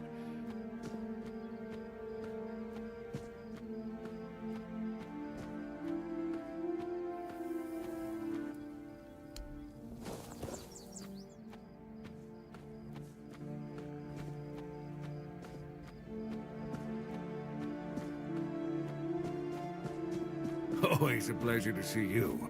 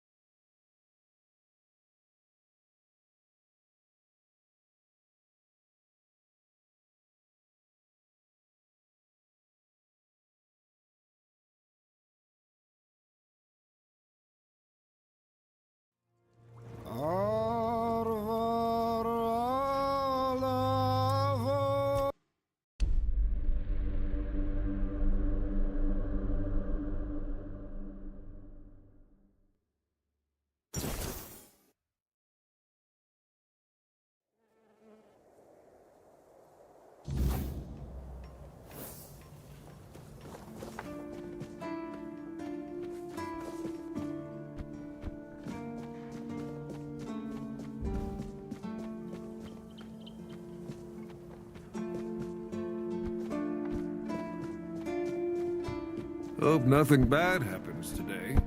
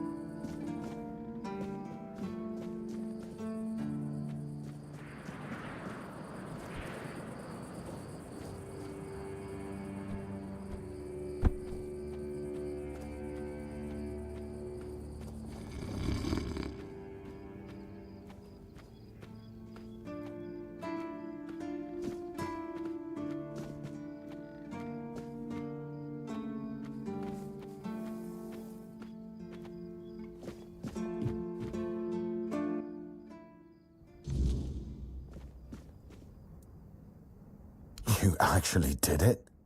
Cleared out those tunnels on your own? Every captain before me thought it was a fool's errand, not worth the risk. And how are those tunnels? Salvageable? Aye, that it does. Camelot won't be eager to finance the repairs, but knowing the threat's been dealt with is a victory in itself. Perhaps someday, we'll see them restored. Until then, we can at least rest easier. So the Keep owes you for this. Here's your reward.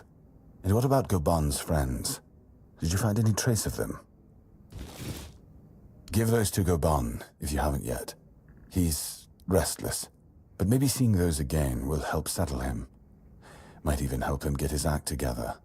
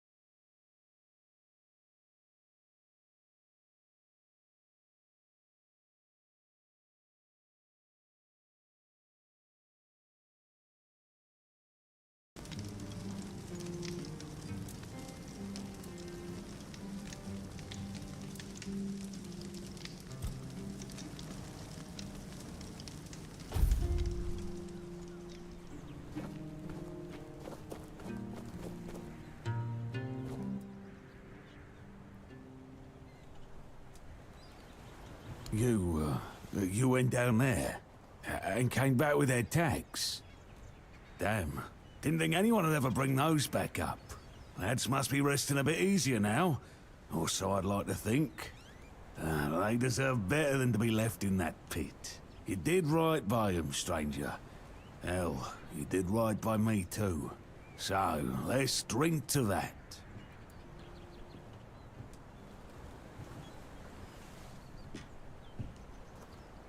Why the hell would I do that? I want to celebrate. You can't celebrate with seawater and fish, you dummy.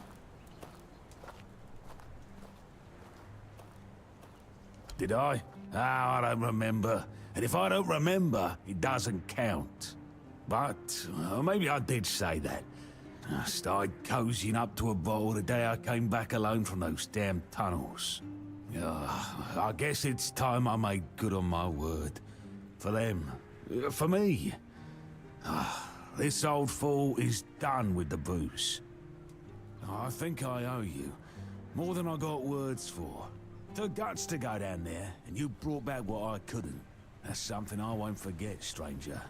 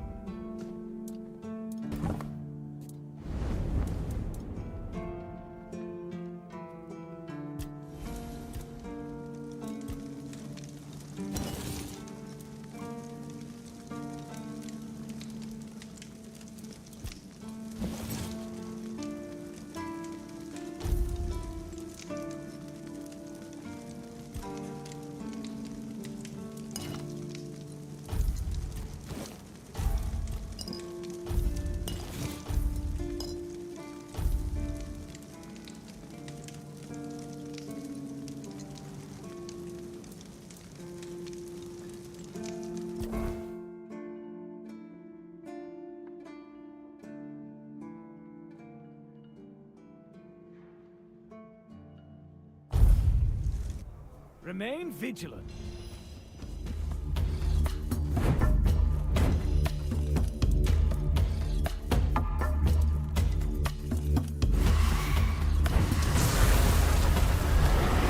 Back to your hovel, coward!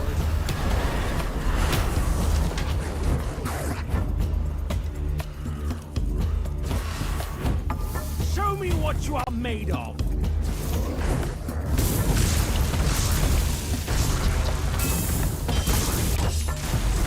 Your full might.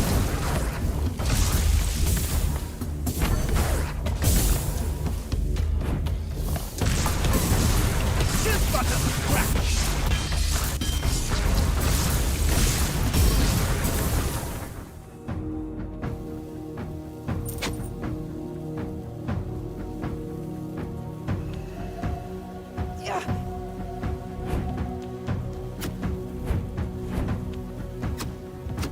I will bleed.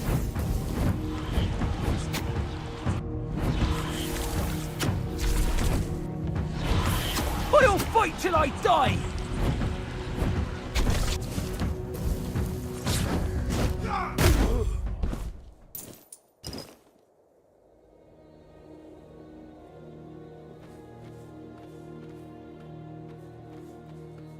Keep your eyes peeled.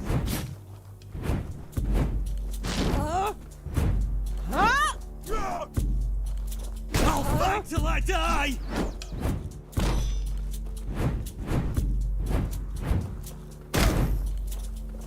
I'll do better than that!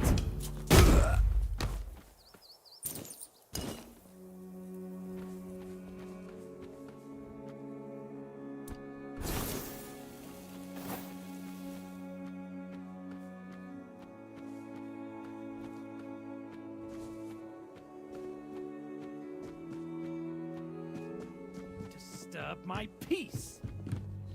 Ah! You're no match for our man!